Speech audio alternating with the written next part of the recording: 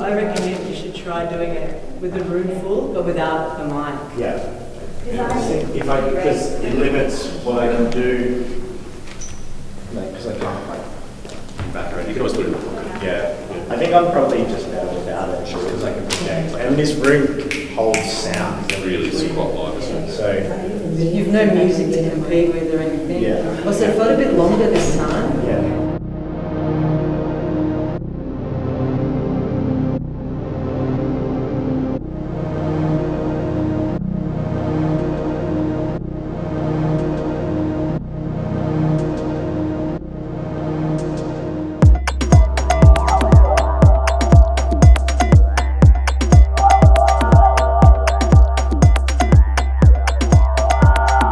I was excited at first because I thought that it would be, something a little bit outside my usual themes or my usual, style of writing. But then as I really buckled down into it, I started to panic a little bit because I think in my head I had an idea of what I thought people wanted and what I thought the gallery wanted. And I was trying to force something that just wasn't coming naturally. And then when I let go of that and I just wrote in my own voice as I would normally, it flowed much, much easier.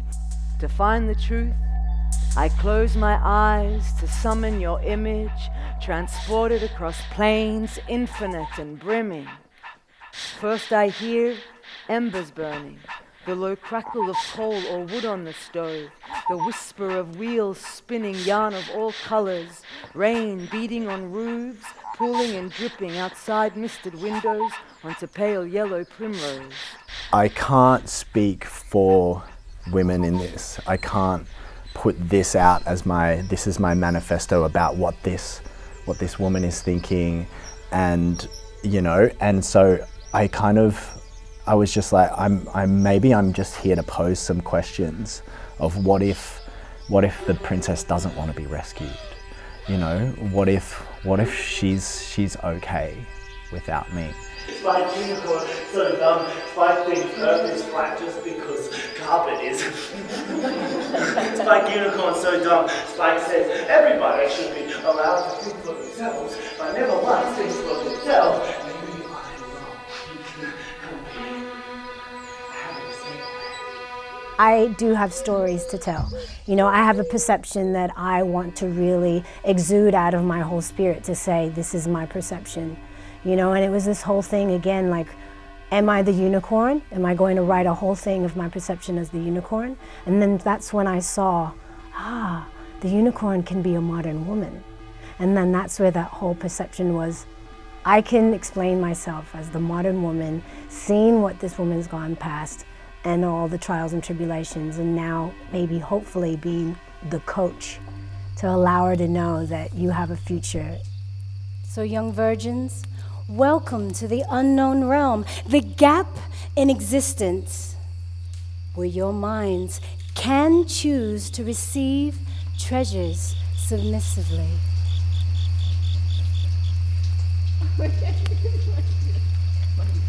I noticed this monkey in almost every frame, and I was just like, what are you doing, monkey? What are you doing? And I was speaking to one of the other artists, Mira, about this monkey, and and we just kind of jamming ideas, and next minute I knew that sort of sense of mischief that I resonate with was right there, and I was just like, okay, you and me, monkey, you and me.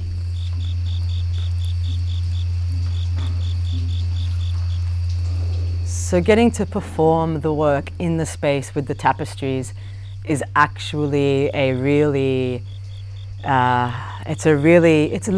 of a moving experience actually, because I feel like so often we don't get to respond to the images that are around us on a day-to-day basis. And I'm surrounded by this woman that I see as being trapped. Here she holds both banner and horn, strength in her stance, bold in her form. What of the woman who has no need for unicorns, who have known they're imagined like the gift of virginity? And what of the unicorns, still seeking their virgins, verging on a violence not evident in a tapestry so fantastic, but present in every fiber of the masculine weight? Here, let's unravel a corner, just there, just there. I'll show you what happens to the women who dared to counter those dominant narratives. There's so many ideas around what the piece could represent.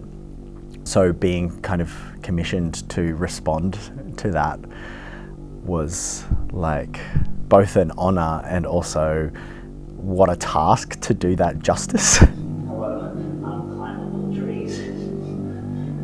Hello, abstract bird. And I bring into question the role of these fabrics on this very wall, in this very space, owned by these kind of like, I don't know, like these audiences and the people that come in, like, you know, so what can I question around this? And it left me like sort of in this really shade of gray area where I was like, I have to be really respectful with what's happening, while also the artist in me to break everything open. To get away from the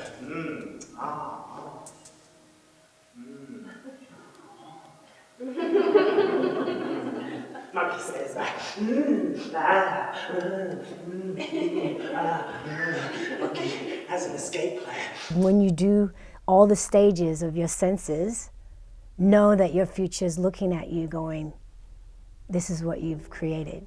You've created the different mounds to move a positive to another generation, which is how many years later to who I become, you know, so it's, yeah, it was a powerful moment for me. Hear ye, lend me your ears,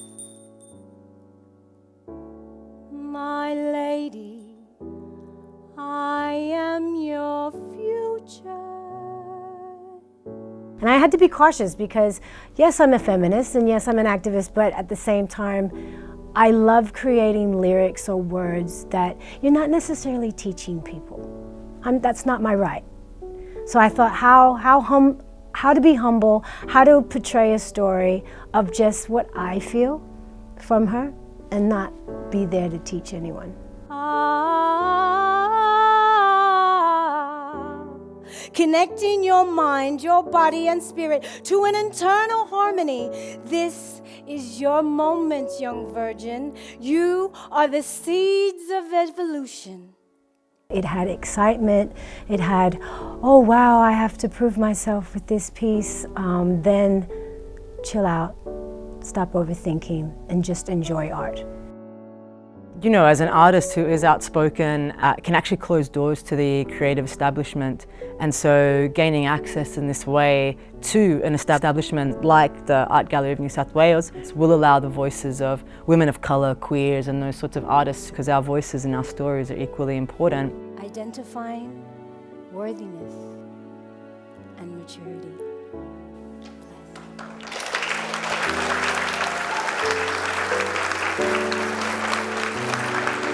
Bless.